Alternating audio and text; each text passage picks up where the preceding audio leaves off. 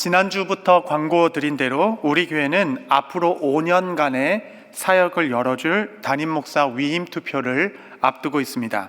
저는 늘 담임 목사 신임이 단지 목사의 어떤 개인의 됨됨이만 보는 것이 아니라 그 목회자의 신학이 무엇인지, 그리고 앞으로 목회는 어떤 방향성을 가지고 나아갈 것인지 등의 목회자의 비전과 그의 목회가 함께 신임되어져야 한다라고 생각해 왔습니다. 그래서 이 좋은 기회에 저는 여러분과 함께 개인적으로는 목회 철학이고 교회적으로는 목회 방향성, 교회 방향성이 될 큰 4가지의 주제를 한 주씩 시리즈로 좀 전하고자 합니다. 오늘은 복음과 신학, 다음 주는 신학과 목회, 세 번째는 목회와 영성, 네 번째는 영성과 세상, 이렇게 오늘부터 시작해서 연결되는 4개의 큰 주제일 것입니다. 첫 번째 시간으로 복음과 신학입니다. 성경 말씀은 우리 삶의 유일하면서도 절대적인 기준이 됩니다. 그리스도의 교회는 말씀 위에 세워진 교회가 되어야 합니다. 저는 우리 교회가 정말 말씀에 충실하고 순종하는 교회가 되기를 바랍니다. 하지만 여러분, 지상의 어떤 교회가 우리는 말씀에 충실하지 않겠다, 말씀대로 살아가지 않겠다 하는 교회가 어디 있겠습니까? 하다못해 이단들도 우리가 제일 말씀에 충실하다라고 주장하지 않겠습니까? 여러분, 그래서 말씀에 순종하겠다라는 의지보다 더 중요한 것은 사실은 성경을 해석하는 능력입니다. 성경이 진정으로 말씀하는 바가 무엇인지 이해하는 것이 중요합니다. 그게 바로 신학입니다. 성경을 해석하는 이해의 틀이다, 이렇게 생각할 수 있겠죠. 그 교회는 성경을 어떻게 이해하고 있는가? 성경 전체의 중심 주제는 무엇이고 성경은 도대체 무엇을 말하고 있는가에 대한 이해가 곧 신학이고, 그 신학은 교회의 방향성과 모든 정책의 근본이 될 것입니다.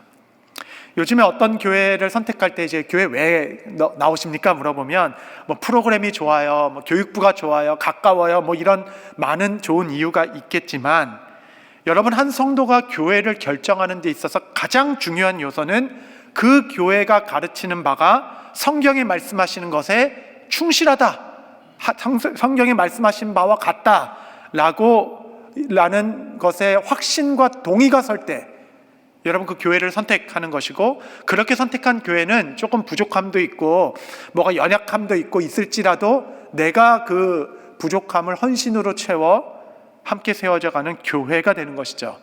그런 성도가 많은 교회가 견고한 교회를 이룹니다. 그러면 성경 전체가 말씀하고자 하시는 것이 무엇인가? 구약은 39권, 신약은 27권, 66권이 있는데 이것은 3,500년 전부터 쓰여졌고 약 1,500년 동안 쓰여진 말씀입니다. 저자만 해도 40명이 넘어요. 그 중에 선지자, 왕, 제사장, 목자, 농부, 정치가, 의사, 어부, 이방인에 이르기까지 언어도 히브리어로 쓰였고 헬라어로 쓰였고 아람어로도 쓰였습니다.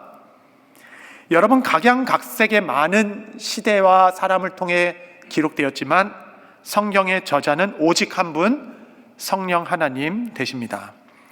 하나님께서 각 시대에 여러 모양으로 여러 사람을 통하여 하나님의 특별한 감동으로 기록하게 하셨지만, 여러분, 성경의 저자가 한 분이기에 성경은 어떤 정보지나 잡지같이 여러 잡다한 정보들을 그냥 모아놓은 것이 아니라 저자가 한 명인 것처럼 일관성 있고 통일성 있게 단 하나의 주제를 화합하여 드러내고 있는 말씀이 바로 성경입니다.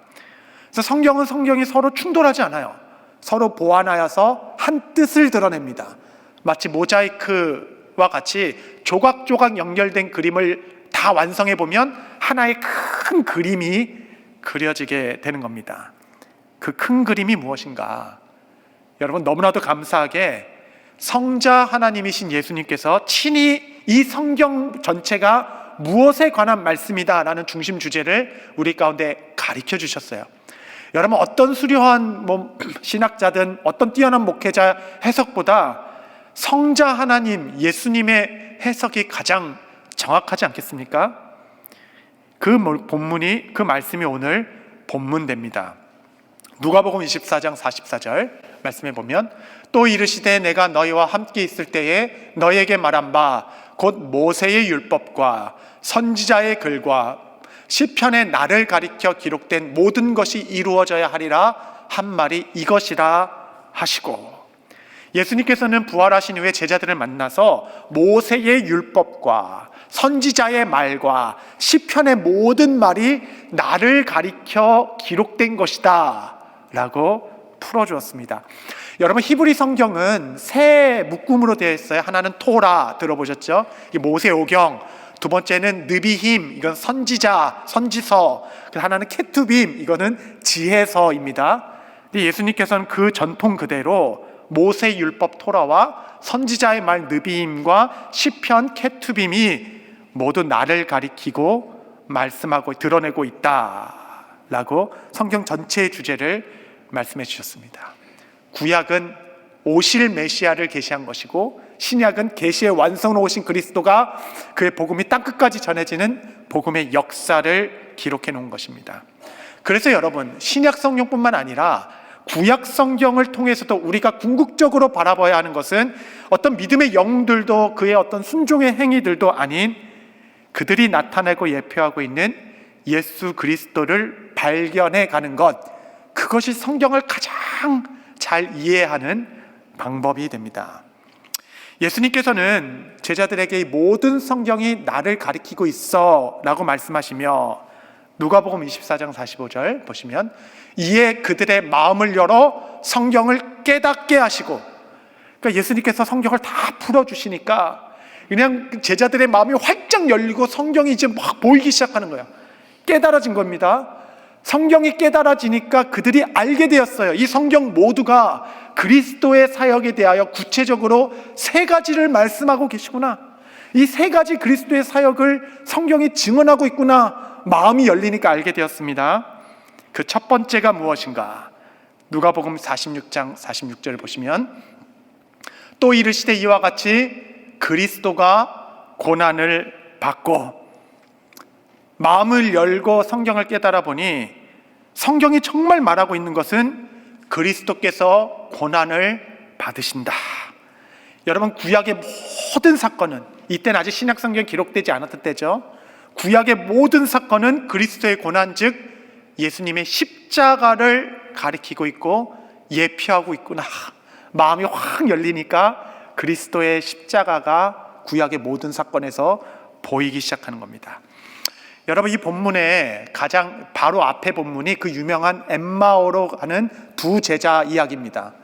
이게 무슨 상황이야? 혼돈 가운데 있는 제자들에게 예수님께서 나타나셔서 똑같은 말씀을 하세요. 본문과 누가복음 24장 27절 보시면 이에 모세와 모든 선지자의 글로 시작하여 모든 성경에 쓴 바 자기에 관한 것을 자세히 설명하시느니라.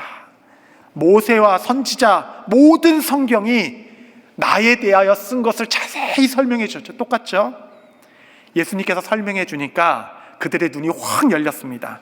누가복음 24장 32절 보니까 그들이 서로 말하되 길에서 우리에게 말씀하시고 우리에게 성경을 풀어주실 때에 우리 속에서 마음이 뜨겁지 아니하더냐 하고, 모든 성경 안에서 그리스도가 풀어 보여지기 시작하니까 그 마음이 뜨거워진 거예요. 마음이 불붙는 듯하여서 그 안에 헌신이 일어난 겁니다. 여러분, 성경의 모든 본문에서 그리스도가 선포될 때 설교 시간은 그래, 그렇게 순종해야지, 그렇게 죄를 짓지 말아야지, 이렇게 끄덕여지는 학습을 넘어 월십으로 나가는 거예요. 예배로, 학습에서 예배로 넘어가는 순간은 본문 안에서 그리스도가 드러나기 시작할 때 여러분은 고개를 단지 끄덕이는 것뿐만 아니라 손을 높이 들고 주님을 예배하게 될 것 같습니다. 여러분, 창세기에서 노아의 방주를 다룰 때에 우리도 노아처럼 하나님 앞에 순전한 사람이 되자라는 교훈도 귀하지만 정말 위대한 복음은 그리스도께서 구원의 방주가 되셨다라는 선언입니다. 저는 이 사건에서 누가 구원을 받았나 보다 훨씬 더 관심은 그들이 어떻게 구원을 받았는가라는 구원의 방법입니다. 여러분, 노아의 가족들이 심판 밖에 있었습니까? 아니면 심판 한가운데 있었습니까? 그러니까 그들이 격리대에서 비도 안 내리는 좋은 곳에 있었습니까? 심판의 폭풍우가 쏟아지는 그 한가운데 있었습니까? 그들은 그 한가운데 있으면서도 목숨이 생명이 구원받은 이유는 방주 안에 있었기 때문에 방주 안에 있는 자가 구원을 얻게 된 것이죠. 이것이 구원의 방법입니다. 이 구원의 방법은 그리스도의 고난을 가르치고 있는데, 그리스도께서는 십자가에 달리사 쏟아지는 하나님의 진노를 온몸으로 감동하시고 그는 방주와 같이 우리를 안으시사, 여러분, 누구든지 그리스도 안에 있는 자는 그에게 구원을 얻게 되는 능력을 주게 되신 것. 여러분, 노아의 방주가 그리스도의 십자가의 고난을 예표하고 있지 않습니까? 그리스도께서 그의 몸으로 쏟아지는 진노를 다 감당하시고 물과 피를 다 쏟으심으로 누구든지 그 언약의 피 안에 있는 자는, 그리스도 안에 있는 자는 진노의 심판 가운데 구원을 얻으리라. 여러분, 이것이 그리스도의 십자가 복음을 가르치고 있지 않습니까? 여러분, 예수님께서 말씀하신 구원의 방법은 이 그리스도를 믿는 자는 사망에서 생명으로 옮기셨느니라. 사망에서 생명으로 옮기신 사건. 여러분, 우리가 그냥 성화되고 거룩해져 가지고 무슨 조건이 있어서 구원받은 게 아니라 사망에 있는 우리를 들어 그리스도의 언약 안으로 옮기신 사건. 값없이 무조건적으로. 여러분, 무조건적인 것은 단지 조건이 없다라는 것을 넘어 도무지 이해할 수 없습니다. 주님, 왜 나를 생명으로 옮기셨는지, 왜 나의 이름을 특별히 부르셨는지 그 이유와 근원을 찾을 수가 없어요.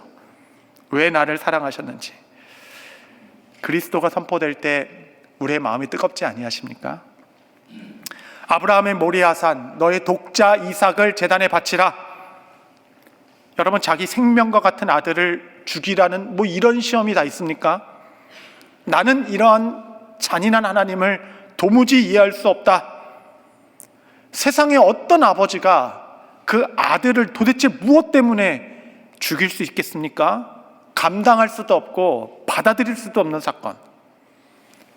여러분, 이 본문에서 그래도 복종하는 아브라함의 모습을 보고 우리도 그렇게 순종을 해야지라고 배우는 것도 귀하지만, 여러분, 이 모든 사건은 그리스도의 고난을 예표하고 있습니다.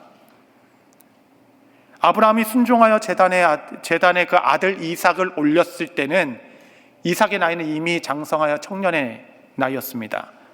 충분히 반항할 수도 있었고 저항할 수도 있었는데, 그 아들을 끌고 올라갈 때 차라리 그 아버지의 마음은 힘으로 나를 제압해서 멀리 도망갔으면 좋겠다, 그런 찢어진 마음이 있지 않았겠어요?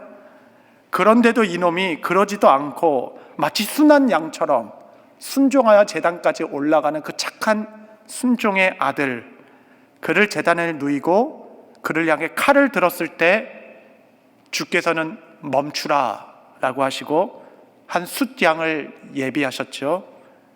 그 숫양이 이삭을 대신하여 죽을 그 숫양이 곧 하나님의 독생자 예수 그리스도를 예표하고 있지 않습니까? 그날 밤에 아브라함은 밤새 그 산에서 울었을 것입니다. 나는 나의 귀한 아들을 거의 잃을 뻔하였지만 진정으로 아들을 내어주실 분이 계시다. 여러분, 이 사건이 2000년 후에 예수님께서는 아브라함에게 뭐라고 말씀하셨냐면 아브라함이 나의 때를 보고 기뻐하였느니라. 여러분, 신비롭게 그는 다가올 예수 그리스도의 때, 그를 내어주고 그 아들의 생명으로 우리를 살리겠다는 그 하나님을 신비롭게 보고 그리스도의 때를 보고 기뻐하였다라고 말씀하신 모리아 사건. 여러분, 순종이란 하나님 아버지의 마음이 쏟아지는 자리입니다. 왜 그렇게까지 하셨습니까? 왜 그렇게 말도 안 되게 나를 살려주셨습니까? 정말 내 아들 이삭을 대신하여 하나님의 아들이 죽으신 것입니까? 여러분, 이 깨달음은 제가 구체적으로 목회자로 나의 삶을 드리는데 헌신하는 결정적인 은혜의 본문이 되었습니다. 제가 목회자가 되기로 한 결정은 나도 아브라함처럼 순종해야지라는 다짐 때문에인 것이 아니라 이 모리아 사건 중에 그리스도가 보이기 시작할 때, 하나님 왜 이렇게까지 하셔야 됩니까? 라는 하나님을 향한 불만은 하나님 이렇게까지 나를 사랑하신 것입니까? 라는 경배로 바뀌게 되었습니다. 가슴이 뜨거워졌고 가장 귀한 하나님께 제 미약한 삶이지만 가장 귀한 것을 드리고 싶었습니다. 여러분, 예수님은 출애굽의 유월절 어린 양이 되셨고 레위기에서는 속죄 제물이 되셨습니다. 민수기에서는 높이 들려진 놋뱀이 되셨고 느헤미야에서는 견고한 성읍이 되셨으며 말라기에서는 치료의 광선이 되셨습니다. 여러분, 밤새고도 이야기할 수 있어요. 구약에 가득한 예수 그리스도의 영광. 여러분, 결국 성경을 읽는 시각은 두 가지밖에 없습니다. 성경은 근본적으로 나를 위한 책인가? 아니면 그리스도를 위한 책인가? 성경은 근본적으로 내가 해야 할 일에 관한 책인가? 아니면 나를 위하여 그리스도가 하신 일에 관한 책인가? 여러분, 예수님께서는 모든 말씀이 나를 가리키고 있다라고 하셨습니다. 이 해석적 눈을 갖출 때에 여러분의 삶에 변혁이 일어날 것입니다.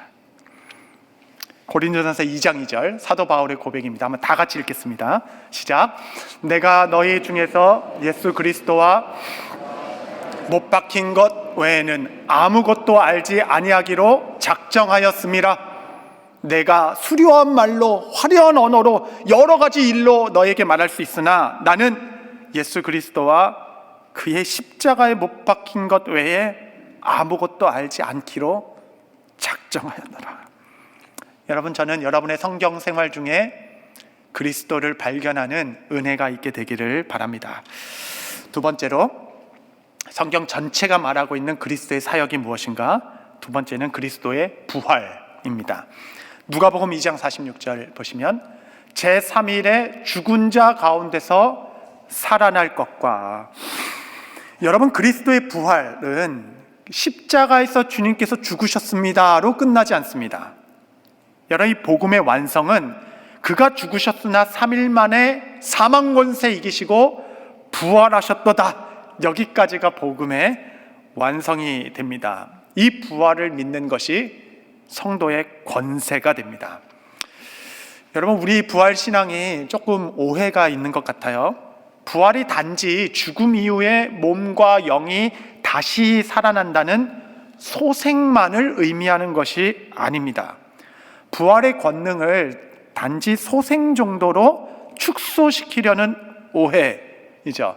여러분, 성경 전체에서 말하고 있는 부활 신앙의 요지, 그 핵심이 무엇입니까? 한 문장으로 요약될 수 있어요. 그것은 무엇이냐면 너희가 죽인 그리스도가 지금도 살아 역사하시느니라.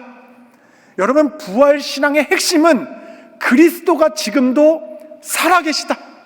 그는 죽으셨으나 사망 권세도 이기셨기에 세상의 어떤 영도 죽음의 권세를 극복한 자가 없습니다.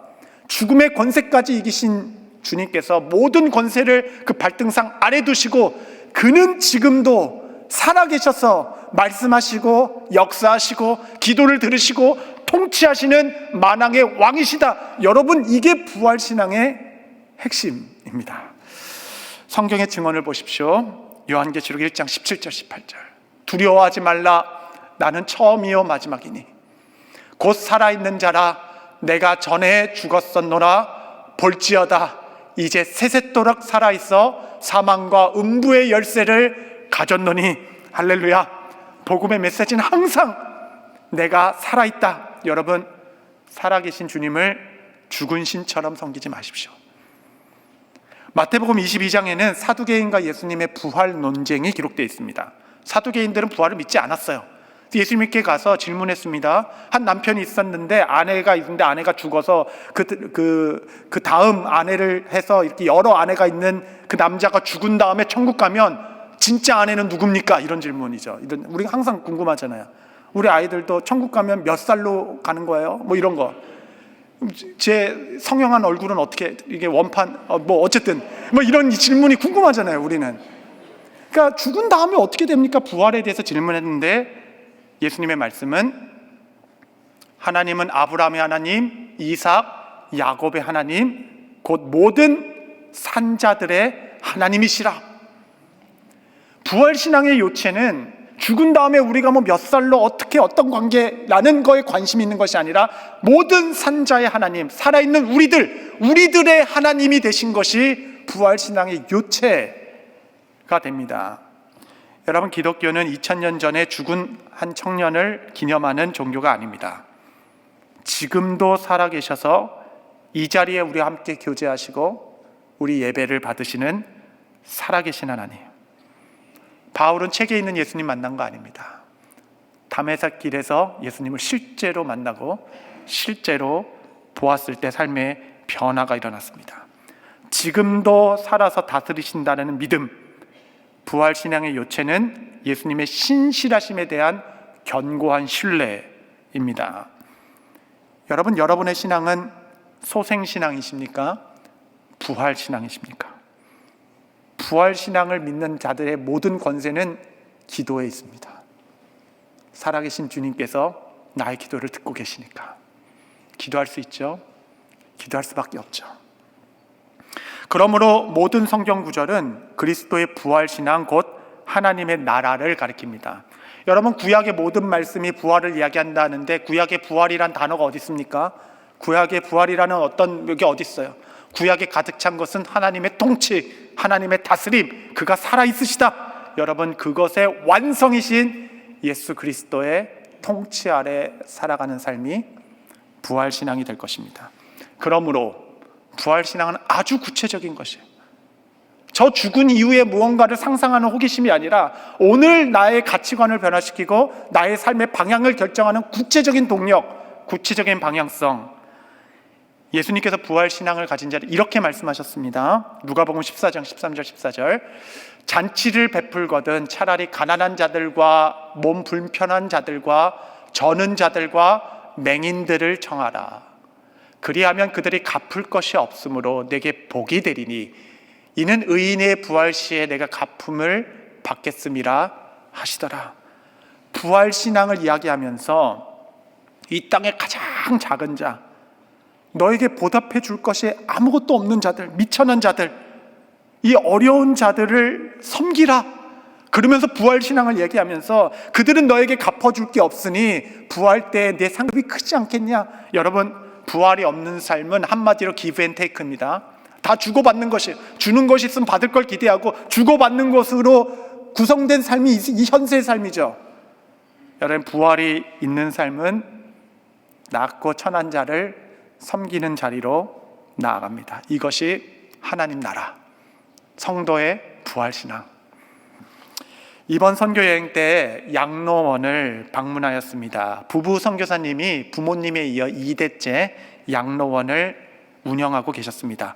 무슬림 국가의 저 작은 시골에 인생의 마지막을 지내는 오갈 데 없는 노인들을 모셔가지고 새끼 식사를 다 제공하고 세탁과 거주지 일체를 무료로 제공합니다. 한 30분 정도를 모시고 있습니다. 식사를 챙겨드리는 일을 해야 되기 때문에 쉬는 날이 단 하루도 없습니다. 돌보는 것뿐만 아니라 돌아가시면 염을 해드리고 장례까지 다 치러드립니다. 여러분, 시설이 얼마나 깨끗한지 몰라요. 거기 계신 분들이 정말 평안해 보였습니다. 미국보다 낫다, 저는 뭐 그런 생각이 들 정도였습니다.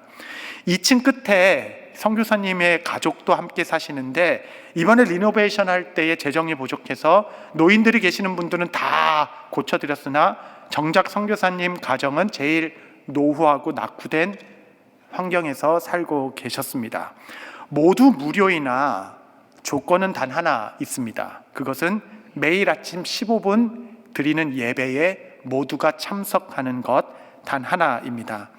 모두가 99%가 무슬림인 족속들인데 여러분, 그곳에서 어떠한 교회도 어떠한 선교단체도 그 어떠한 믿음의 공동체도 결코 이루지 못했던, 여러분, 그곳에 입실한 무슬림들은 소천되기 전까지 약 30%가 그리스도를 인격적으로 영접하신다라고 합니다. 여러분, 누구도 갚아줄 수 없는 섬김 아닙니까? 아무 보상을 기대할 수 없는 환경 아니겠습니까? 그 선교사님 자녀가 저의 자녀들과 나이가 똑같습니다. 이렇게 젊은 부부가 왜 이렇게 불쌍하게 사냐, 왜 이렇게 탁하게 사냐라고 세상은 말할 수 있지만, 여러분 고린도전서 15장 19절 20절, 만일 그리스도 안에서 우리가 바라는 것이 다만 이 세상의 삶뿐이면, 만약 부활이 없다면 모든 사람 가운데 우리가 더욱 불쌍한 자이러라. 그러나 이제 그리스도께서 죽은 자 가운데서 다시 살아나사 잠자는 자들의 첫 열매가 되셨도다. 할렐루야. 여러분, 부활이 없으면 해석되지 않는 삶, 부활이 없다면 제일 불쌍한 자였다라고 평가받는 삶이라면 부활의 그날에 가장 큰 영광이 예비되어 있지 않겠습니까? 모든 산자의 하나님, 부활의 영광의 소망은 오늘을 우리가 살아가는 힘이자 나의 가치관과 행동에 결정하게 되는 동력이자 소망이 됩니다. 그 영광스러운 부활의 때에 여러분의 삶 모든 것은 역전될 것입니다. 여러분, 성경 66권이 하나님의 나라, 그의 통치, 성경을 읽으면 읽을수록 더 낮은 자리로, 더 비천한 자로, 나에게 줄 것이 아무것도 없는 자로 찾아가게 되는 능력, 그는 우리가 부활 신앙을 가진 자로 성경은 이끌어가기 때문에 그러합니다. 마지막 세 번째, 성경 전체가 말하고 있는 것은 무엇인가? 누가복음 24장 47절, 다 같이 한번 읽겠습니다. 시작. 또 그의 이름으로 죄사함을 받게 하는 회개가 예루살렘에서 시작하여 모든 족속에게 전파될 것이 기록되었으니. 할렐루야. 세 번째 주제는 이 복음이 모든 족속에게 전파되리라 하는 약속입니다. 여러분, 우리가 일반적으로 말하는 지상 대명령 마태복음 28장, 또 땅끝까지 가서 증인되라 사도행전 1장 8절이 없어도 상관없습니다. 왜냐하면 하나님의 선교는 성경 전체에 뿌리박고 있는 전체적 주제이기 때문에 그러합니다. 하나님께서 아브라함을 열방의 복으로 부르셨습니다. 이스라엘을 모든 나라 중에 제사장 나라 삼으셨습니다. 이사야서는 땅끝에서부터 주를 기억하고 돌아오겠다라고 말씀하셨습니다. 아모스서는 다윗의 장막이 다시 세워질 때 만국이 여호와를 찬양하리라. 하박국은 물이 바다 덮음같이 여호와를 아는 지식이 온 땅에 충만할 것이다. 여러분, 열방의 빛 대신 예수 그리스도를 성경 전체가 드러내고 있습니다. 주님께서는 이 일에 너희가 증인이라. 이 완수되지 않은 과업을 교회를 세우셔서 우리를 불러 증인으로 삼고 맡겨주셨습니다. 제가 이번 선교 비전 트립을 통해서 8월 12일 날, 제가 날짜도 기억하려고 해요, 키르기스탄에서 잊을 수 없는 하나님의 마음을 하나 품었습니다. 아마 제가 우리 교회에서 사역하는 내내 이 마음을 붙들고 기도할 것입니다. 다 정리되지 않았지만 한마디로 열방의 복이 되는 교회, 그래서 교회가 없고 진리가 선포되지 않은 지역에 복을 흘려보내려고 하나님께서 우리 교회에 그렇게 많은 달란트와 복을 쏟아 주셨다는 것을 깨닫게 되었습니다. 이 복음의 비전은 선교 정책에 녹아들 것이고, 여러분은 구체적인 선교 프로그램과 전략들의 초청을 받게 될 것입니다. 여러분, 저는 생각해 보았습니다. 가장 높으신 하나님께 가장 합당한 예배는 무엇일까? 가장 높으신 예배에 합당한 예배, 주님은 부족한 게 없으니까. 물론 우리가 정결한 마음과 영으로, 오늘 순결한 마음으로 드리는 것이 합당한 예배겠지만, 또 다른 측면에서 보면 모든 족속의 언어로 주님을 예배하는 것, 그것이 주님께 합당하지 않겠어요? 가장 높으신 분이시기 때문에. 이번 선교 여행에서 찍은 영상을 하나 좀 보여드리려고 하는데, 99%가 무슬림인 족속에 하나님께서 청년들을 구별하시어 예수를 믿게 하시고 그들의 족속의 언어로 주님을 찬양하는 모습이 너무 감동이 있어서 제가 좀 찍어왔습니다. 한번 좀 보시면.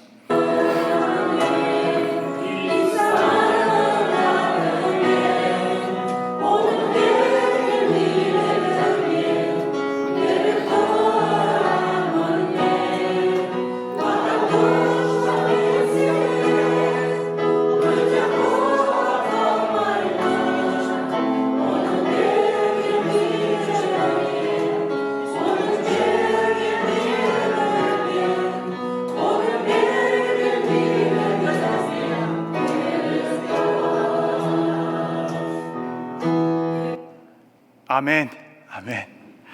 제가 현지인만 모자이크 처리해달라고 했는데 안삼선 목사님도 처리했습니다. 그래서 현지인과 너무 닮아가지고 이게 헷갈려서 이제 다 하셨는데, 예수님을 믿는다는 것 자체로 핍박에 있는 사회에서 하나님께서는 또 새벽 이슬과 같은 청년들을 구별하시고 그 민족의 미래를 준비하시는 주님. 여러분, 성경은 명확하게 말하고 있습니다. 땅의 모든 끝에서 주를 기억하고 돌아오리라. 이 일에 너희가 증인이라. 여러분, 교회가 선교를 이끄는 것이 아니라 선교가 교회를 이끕니다. 교회의 능력은 수용력에 있지 아니하고 파송력에 있습니다. 땅의 모든 언어가 주님을 찬양하는 그날이 가장 합당한 예배로 하나님께 영광 돌리는 날이 될 것입니다. 말씀을 정리하겠습니다. 여러분, 사도 바울은 그의 사역 마지막에 사도행전 26장에 아그리빠 총독 앞에서 그가 무엇을 증언하였는지를 설명하였습니다. 사도행전 26장 22절 23절, 하나님의 도우심을 받아 내가 오늘까지 서서 높고 낮은 사람 앞에서 증언하는 것은 선지자들과 모세가 반드시 되리라고 말한 것밖에 없으니 곧 그리스도가 고난을 받으실 것과 죽은 자 가운데서 먼저 다시 살아나사 이스라엘과 이방인들에게 빛을 전하시리라 함이니이다 하니라. 할렐루야. 사도 바울도 동일하게 보아서 모세와 선지자들이 반드시 되리라 그 말밖에 전한 것이 없는데 곧 그리스도의 죽으심과 그의 부활과 그의 소식이 이방 땅끝까지 전하는 이 세 가지밖에 없다. 여러분, 이것이 성경을 이해하는 틀이 되는 것입니다. 여러분, 교회는 십자가와 부활, 선교를 말할 때만 부응했습니다. 왜냐하면 그것이 성경 전체의 핵심 주제이자 본질적 가르침이기 때문에 그러합니다. 저는 뉴저지 초대교회가 여러분이 성경을 통하여 그리스도의 십자가를 보고 날마다 하나님의 나라를 살아가며 이 복음의 땅끝까지 흩어져 증인이 되는 복된 교회, 거룩한 성도 되시기를 축복합니다.